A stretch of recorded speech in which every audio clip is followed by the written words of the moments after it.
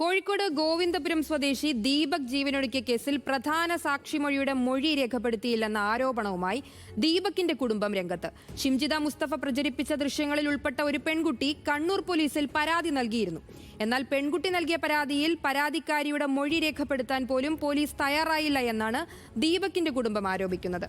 അതേസമയം പ്രതി ഷിംജിതയുടെ ജാമ്യാപേക്ഷ പരിഗണിക്കുന്നത് കോഴിക്കോട് പ്രിൻസിപ്പൽ സെഷൻസ് കോടതി നാളത്തേക്ക് മാറ്റി.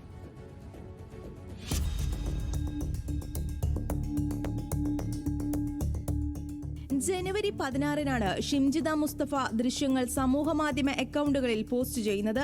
17-ാം തീയതി വീഡിയോയിൽ ഉൾപ്പെട്ട മറ്റൊരു പെൺകുട്ടി കണ്ണൂരിൽ പോലീസിൽ പരാതി നൽകി.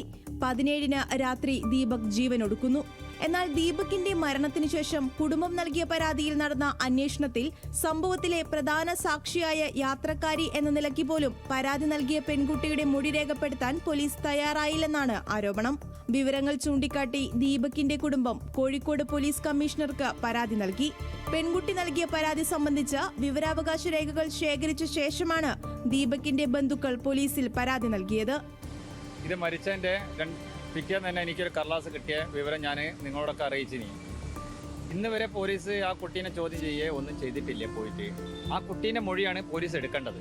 അത് വലിയൊരു പ്രധാന സാക്ഷിയാണ് ആ കുട്ടി. അതിന്റെ തൊട്ടടുത്ത് നിൽക്കുന്ന ഒരു കുട്ടിയല്ലേ അത്. ആ കുട്ടീന്റെ മൊഴി എടുത്തേ മതിയാവുള്ളൂ എന്നാണ് സാറുമ്പോടെ പറയണത്.